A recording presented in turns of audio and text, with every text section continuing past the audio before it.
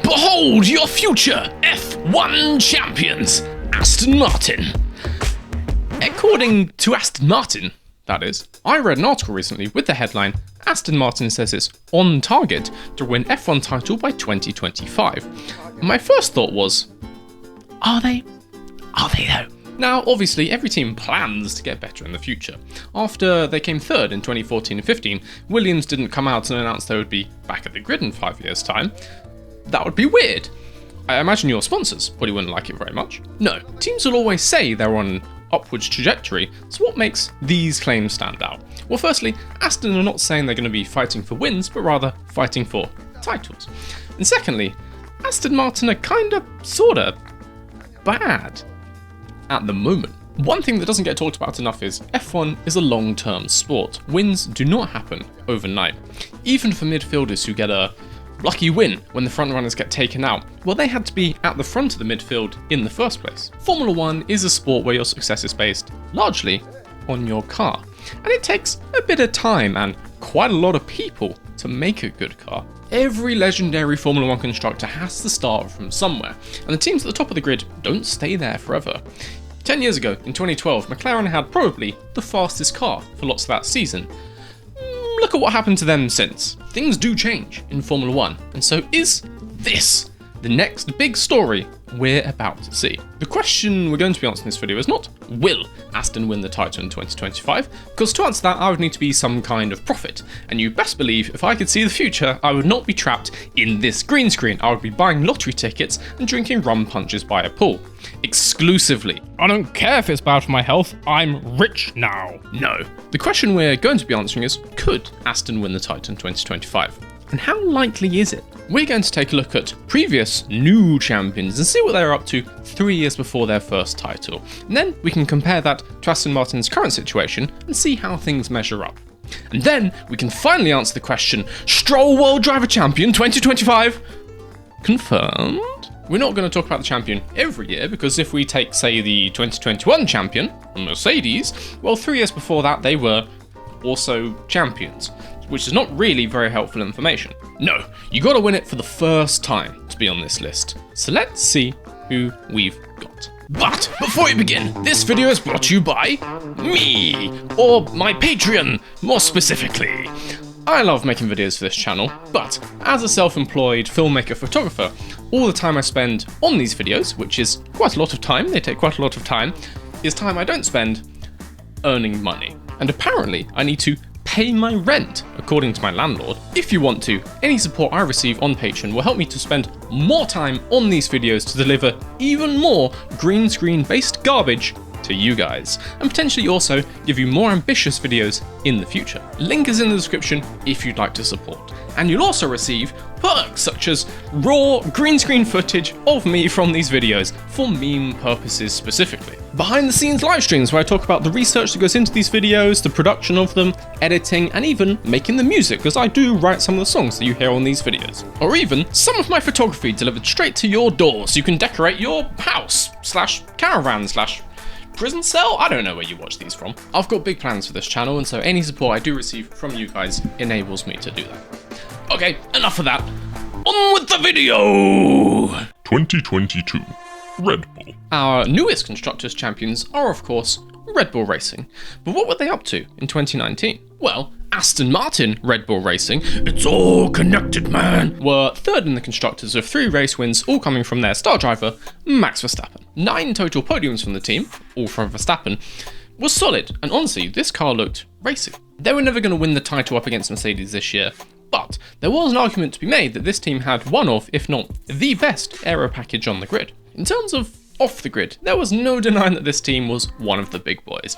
Being 4 times world champion not that many years before, the Milton Keynes team had a decent stack of cash from winnings and sponsorships and were sitting on impressive facilities at their HQ. Their total staff and factory facilities was probably on par with other big teams like McLaren and Renault, with 1,000+ people workforces and all the manufacturing and data center facilities that they need. Worth noting though, no on-site wind tunnel like Renault had. Red Bull engineers instead had to drive half an hour to this weird little Cold War test facility thing. It's strange. Despite that though, they had all the facilities needed to design a championship winning car and the cash to hire the people needed to do that. Pretty strong position to be in. Moving up to second in the standings a year later didn't prove too hard, especially as Ferrari got caught with their slightly less than legal engine. A title for Verstappen a year later, and then one more year to wrap up a title for the team. 2014.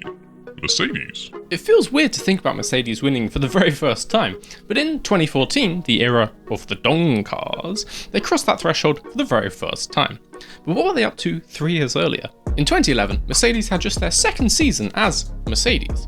They finished 4th in the constructors behind the big three of McLaren, Red Bull and Ferrari. It's also worth noting they did then slide to 5th in the constructors a year later before bouncing back to 2nd and then a title the year after. Now, that all makes it sound like spunky young team doing well after they joined the sport. And yes, but also no. Don't forget that in 2009, the same organisation won the title as Brawn GP. Clearly not a bad team then, but in 2011 they had 0 wins, 0 podiums, and a best race finish of 4th from Schumacher in Canada. They were, however, super consistent at getting in the points, like super consistent, which is the main reason they beat 5th place Renault, who actually had 2 podiums, but not much else. Despite a lack of wins to start the 2010s, the team was sitting on strong foundations. Being champions as Brawn GP and a front-running team even before that as Honda and BAR in the noughties, the team was sitting on impressive facilities at their Brackley HQ. They had the factory, they had the name, they had the German dollar.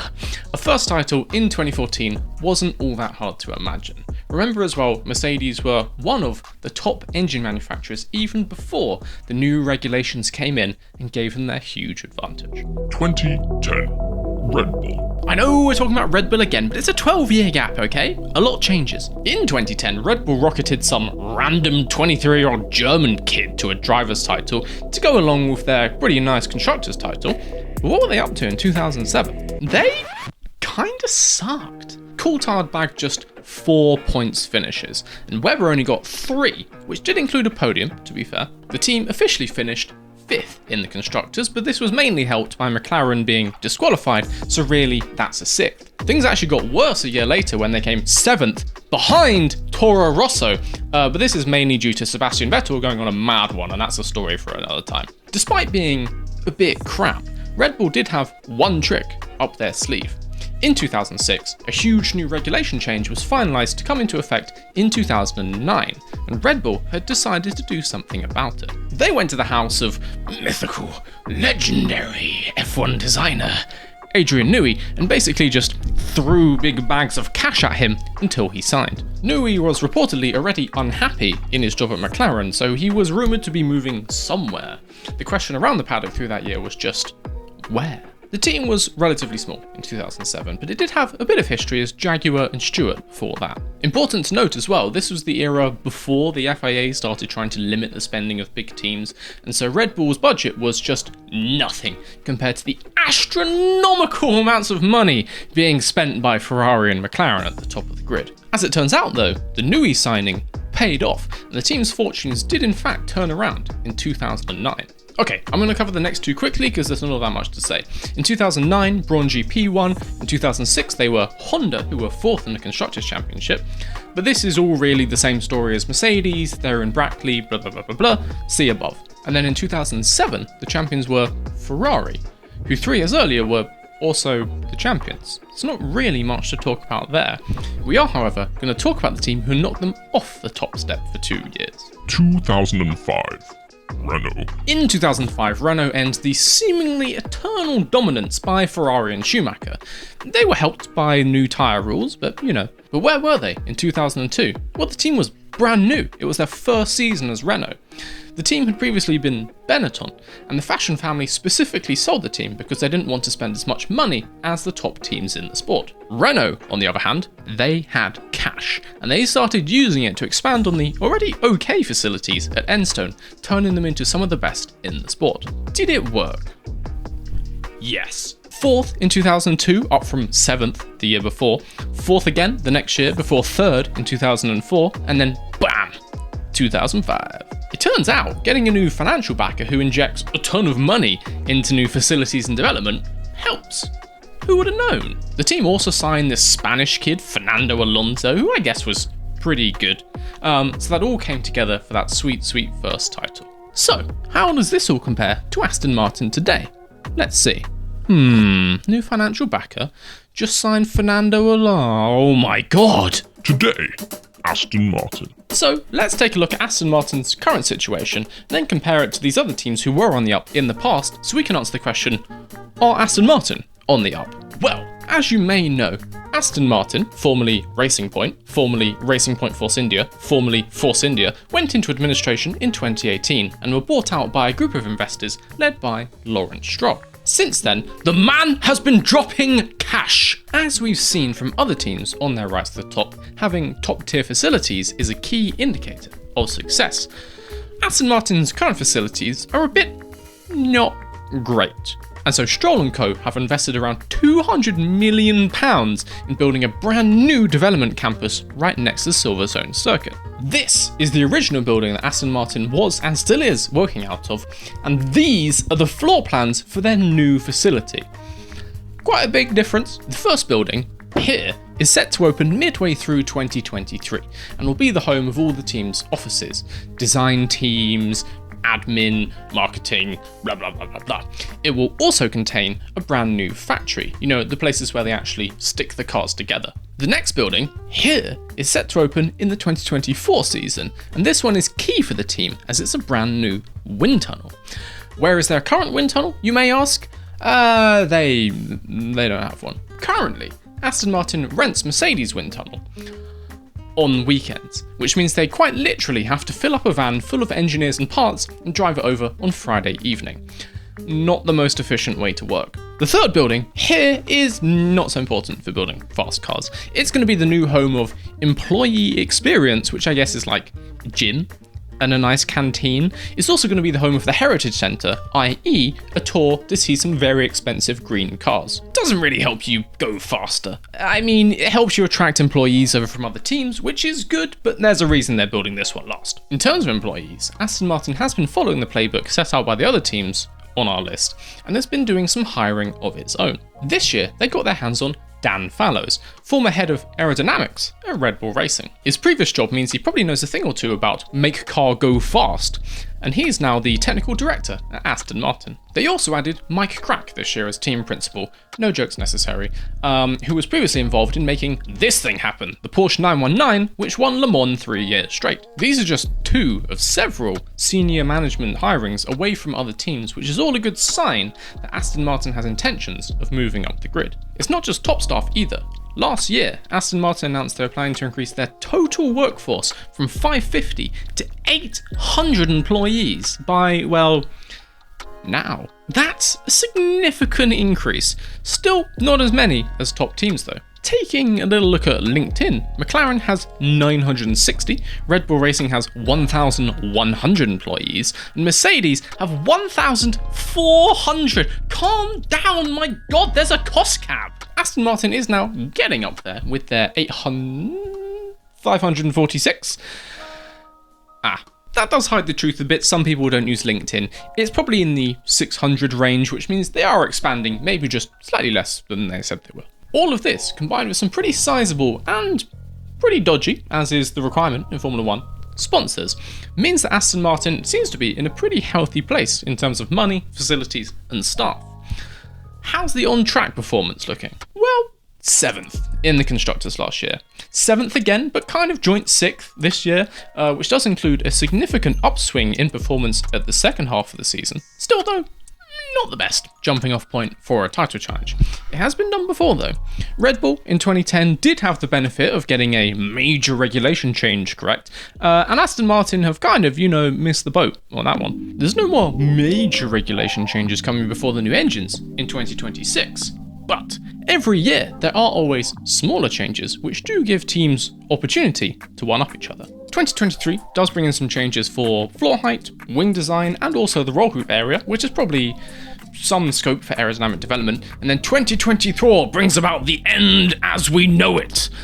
The end as we know it of tyre blankets. If these changes go ahead, teams which can bring their tyres up to temperature quickly, or those which can go with fewer stops in a race, should have a pretty significant jump up the grid. Being good in these areas is less about driver technique as it is car setup, and so developing suspension and aero packages now, with these tyre blanket changes in mind, could have pretty significant benefits in a couple of years' time. Could be something for Aston Martin to look at, just saying. So, based on our look back in time and Aston Martin's current performance and their investment into new facilities, does it look likely that they're going to be challenging for a title in 3 years' time? No. There is a chance they could make their way up to being one of the top teams in the sport, but considering we're now in an era of pretty strict technical regulations and budget caps and limits on aero testing, the chance to make such a massive leap to the front of the grid is small. Sadly, I think Aston Martin are just too far back, technically, that is. Now, I think there's a pretty good chance they could be fighting for best of the rest in 2005, similar to Alpine and McLaren this year. The organisation has been good in the past to getting to this position anyway, with pretty limited resources, so now that they have good resources, I can see this one happening. But a consistent race-winning team, competing with teams that already have twice their employees and cars significantly faster than theirs? Nah, sorry Lance. Whatever happens, I'm excited to see what the next few years bring. With a set of technical regulations that don't look like they give much scope for development, the only predictable thing in this sport is that F1 teams are unpredictable. There's a strong chance we're going to see some weird aero developments in the next few years, such as the Aston Martin armchair wing. And you never know, maybe this is the race-winning secret, and this year they've just been sandbagging to hide it. Probably not, but you never know. I wouldn't mind Aston Martin doing well. It's always nice to see someone shaking up the order in this sport. It's also always nice to see Alonso in good machinery, because the man is spicy. And, as I've said before, and I will say again, Lance Stroll, underrated driver, could do bits. No, I will not provide any further explanation on that. If you enjoyed this video, give it a like down below and subscribe so you don't miss the next one. Every time one of you subscribes or supports the channel by commenting or giving it a like, it brings me one step closer to escaping this green screen. Please, they won't let me leave until I